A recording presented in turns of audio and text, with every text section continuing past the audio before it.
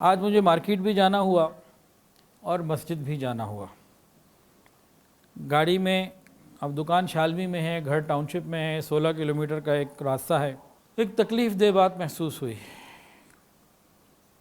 بازار میں رش تھا، 2 یوٹیلیٹی سٹورز میرے راستے میں پڑتے ہیں، ایک ماڈل ٹاؤن پہ جب آتے ہیں اور ایک یہ ہمارے A1 کے سامنے۔ یوٹیلیٹی سٹورز کے باہر خوب رش تھا، آنکھوں سے آج ہی دیکھا میں نے۔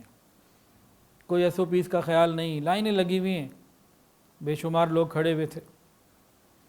پھر عصر کی نماز اپنی سوسائٹی میں A1 کی مسجد میں جب آ کے ادا کی، آج یکم رمضان ہے، عصر کی نماز میں مسجد SOPs کی پابندی کے ساتھ آدھی بھری ہوئی تھی، آدھی خالی تھی۔ SOPs کی پابندی کا مطلب کیا ہے؟ جہاں 100 آدمیوں کی جگہ ہے وہاں 30-35 کھڑے ہو سکتے ہیں۔ 100 میں سے 50 کی جگہ بھی نہیں، 100 میں سے 50 بھی کھڑے نہیں ہو سکتے، اتنا فاصلہ کرو، یہ کرو وہ کرو۔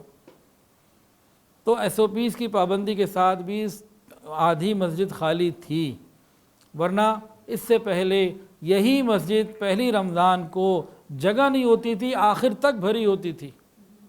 اور کئی مساجد میں 2-2 3-3 جماعتوں کا بھی رواج مارکیٹوں میں ہوتا تھا کہ اتنے نمازی ہیں۔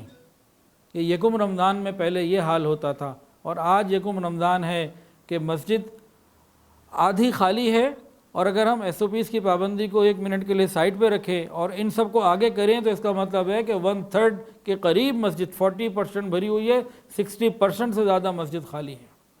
یہ کیفیت تو 20ویں رمضان 15ویں رمضان میں آتی تھی، پھر مسلمانوں کو جوش آتا تھا، پھر یہ شب قدر میں اور رمضان کی راتوں میں آ جاتے، پھر عید کے وقت پھر غائب ہو جاتے تھے۔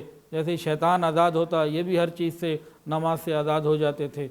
لیکن آج اتنا برا وقت آ چکا ہے کہ یکم رمضان کو مسجد کی اتنی تکلیف دہ حالت یہ میں نے اپنی زندگی میں کبھی نہیں دیکھی۔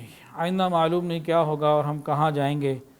انا للہ و انا الیہ راجعون۔ ویڈیو کے نیچے سبسکرائب کے بٹن پہ کلک کریں، بیل کے آئیکن پہ کلک کیجئے تاکہ ہر نئی ویڈیو کی نوٹیفیکیشن آپ کو مل جائے۔